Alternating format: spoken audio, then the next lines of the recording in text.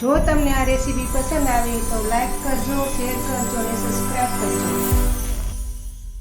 બધાને જય શ્રી કૃષ્ણ, જય માતાજી. હું સગવડાબેન આહિર સુરતથી આપ સૌનું મારા કિચનમાં સ્વાગત છે. આજે આપણે બનાવીશું કારેલાની પકોડી. અત્યારે ઘણા લોકો કારેલાનું નામ પડતા જ મોઢું બગાડતા હોય છે, તો આપણે તેને આ કારેલાની પકોડી બનાવીને આપશું ને તો એ ખુશી ખુશી ખાઈ લેશે. તેને ખબર પણ નહીં પડે કે કારેલાની પકોડી છે કે પછી મરચાંની પકોડી છે. તો ચાલો આપણે ચટપટી પકોડી બનાવવાની શરૂઆત કરીએ. તો આપણે કારેલાની પકોડી બનાવવા માટે મેં અહીં 3 કારેલા લીધેલા છે. વજનમાં ગણીએ તો 250 ગ્રામ. અને પકોડીનો ડોયો બનાવવા માટે 200 ગ્રામ ચણાનો લોટ લીધેલો છે. ચણાનો લોટ હંમેશા પેકિંગનો જ વાપરવાનો. પકોડીના મસાલા માટે આપણે લાલ મરચાંની પેસ્ટ બનાવેલી છે, લસણની પેસ્ટ બનાવેલી છે અને 1 લીંબુ સુધારીને રાખેલું છે. લીલા ધાણા જોશે, અડધી ચમચી ખાવાના સોડા લીધેલા છે, 1 ચમચી નમક લીધેલું છે. બાકીના મસાલા ઉપરથી નાખીશું. સૌ પ્રથમ તો પહેલાં જે કારેલા લીધેલા છે તેની આપણે ઉપરની છાલ કાઢી લેશું. કારેલા હંમેશા તાજા લેવાના, નહીતર જો આપણે વાસી કારેલા લઈએ તો અંદરથી પાકી ગયેલા હોય છે.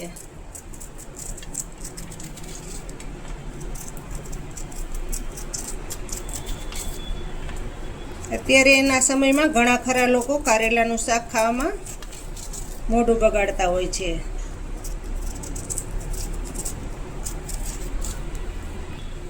આ રીતની ઉપરથી છાલ બધી કાઢી લેવાની, જેથી કરીને કડવાશ થોડીક ઓછી થઈ જાય.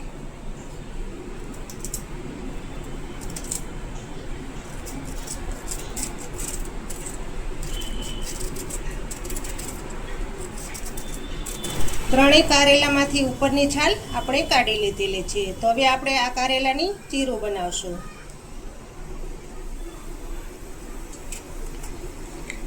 જો મોટા બી અંદર હોય તો તે આપણે કાઢી લેશું.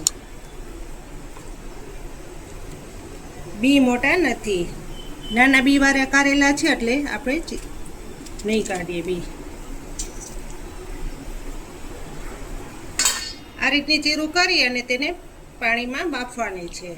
બધા કારેલાની આ રીતની ચીરું કરી લેશું. જો ત્રણેય કારેલામાંથી આ રીતની ચીરું થઈ ગઈ છે. એક ફાડામાંથી આપણે 2 ચીરું કરેલી છે ને બી આપણે એમાં જ રાખેલા છે. તો હવે આ કારેલાને આપણે પાણીમાં નાખી દેશું. પાણીને મેં પહેલેથી જ ગરમ કરવા મૂકી દીધેલું છે. તેમાં બધી ચીરું નાખી દેશું. આપણે 5 મિનિટ સુધી ચીરુંને બાફવા દેશું, જેથી કરીને ચીરું બફાશે તેમ કડવાશ ઓછી થઈ જશે. પાણીમાં આપણે 1 ચમચી નમક નાખી દેશું.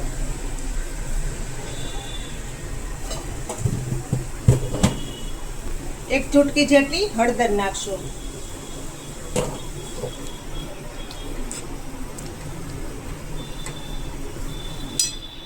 આ ચીરુંને આપણે 5 મિનિટ સુધી બફાવા દેશું.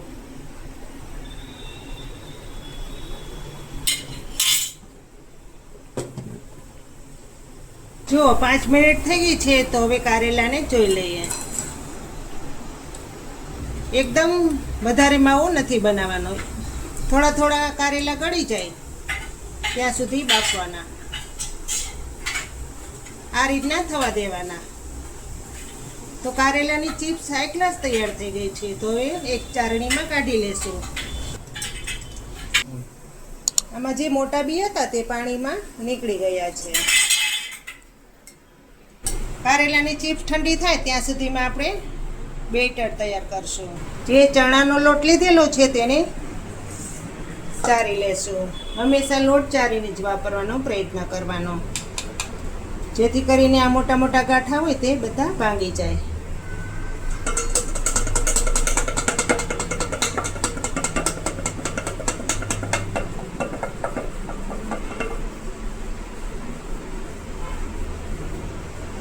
તમે જો મારી ચેનલમાં નવા હોય અને તમે હજુ સુધી મારી ચેનલને સબસ્ક્રાઈબ ન કરી હોય તો પ્લીઝ ભૂલ્યા વગર કરી નાખજો, જેથી કરીને આવી નવી નવી રેસીપીઓ તમે સૌથી પહેલાં જોઈ શકો.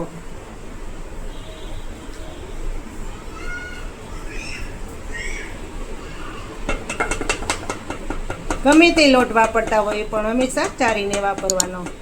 જુઓ મિત્રો, લોટ તો ચારી લીધો છે, તો હવે તેમાં મસાલા કરીશું. હવે લોટમાં આપણે વાટેલું લાલ મરચું નાખીશું. મરચું તમે તમારા સ્વાદ પ્રમાણે ઓછું કે વધુ તમે કરી શકો છો. જો લીલું મરચું ઘરમાં હોય તો તે પણ તમે નાખી શકો. આપણે વાટેલું લસણ નાખીશું, તેનાથી ટેસ્ટ ખૂબ જ સારો આવે છે. લીલા ધાણા નાખશું. આપણે અડધી ચમચી નમક નાખશું. લોટના ભાગનું જ નાખવાનું છે, કારણ કે જ્યારે આપણે કારેલા બાફ્યા હતા ત્યારે તેમાં પણ નમક નાખેલું હતું. 1 ચમચીની ચોથા ભાગનું આપણે ખાવાના સોડા નાખશું. તમે ખાવાના સોડાની જગ્યાએ ઈનો પણ નાખી શકો છો. આપણે હવે લીંબુનો રસ નાખીશું.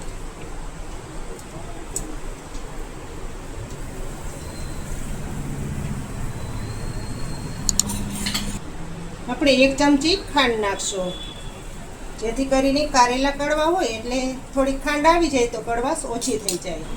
હવે આપણે થોડું થોડું પાણી નાખતા જઈશું ને બેટર તૈયાર કરશું.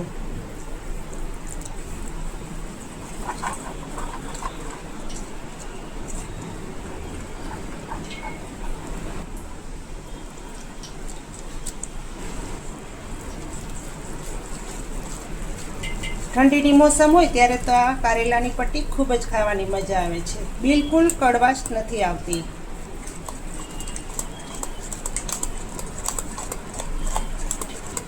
એકદમ સરસ ફેટી લેવાનું, જેથી કરીને અંદર રહેલા બધા ગાંઠા ભાંગી જાય.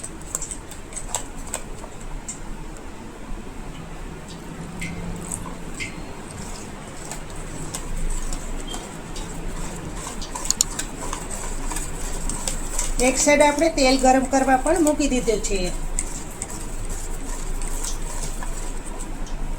આ રીતનું બેટર રાખવાનું.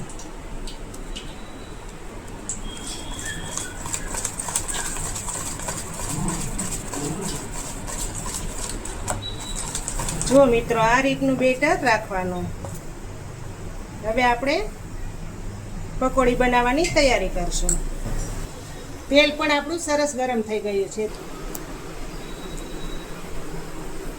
એક એક પટ્ટી લેતા જઈશું અને પકોડી બનાવતા જઈશું. તેલમાં નાખી દેશું. તેલ વધારે ગરમ થઈ ગયું હોય તો ગેસને ધીમો કરી નાખવાનો.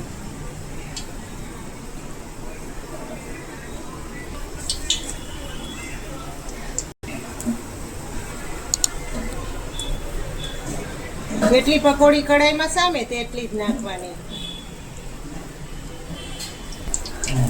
હવે ફેરવી લેશો.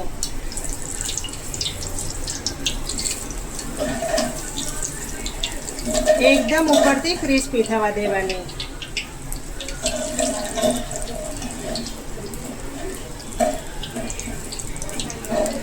જોઈ શકો છો ને, જોતા જ ખાવાનું મન થાય. એકદમ કલર બદલી જાય પછી ઉતારી લેશું.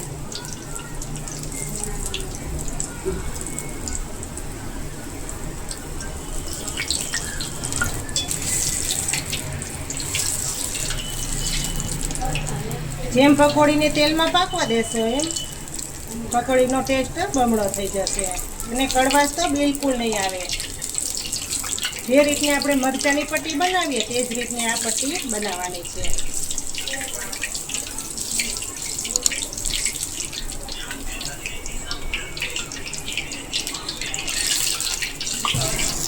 જુઓ, પટ્ટીનો કલર એકદમ ચેન્જ થઈ ગયો છે.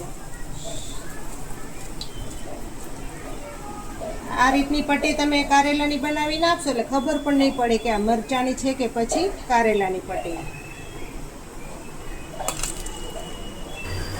બધી કારેલાની પટ્ટી આ રીતની બનાવી લેશું.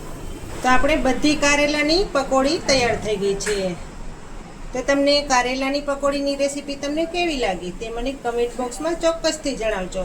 અને જો તમને સારી લાગી હોય તો તમે ચોક્કસથી બનાવજો. આ પકોડી તમે ખજૂર આંબલીની ચટણી સાથે ખાવ એટલે ખાવાની મોજ પડી જાય. તો તૈયાર થઈ ગઈ છે કારેલાની પકોડી. તમને જો આ પકોડીની રેસીપી સારી લાગી હોય તો મારી ચેનલને લાઈક કરજો, શેર કરજો ને સબસ્ક્રાઈબ કરજો. તો ફરી મળીશું એક નવી રેસીપી લઈને. ત્યાં સુધી જય શ્રી કૃષ્ણ, જય માતાજી.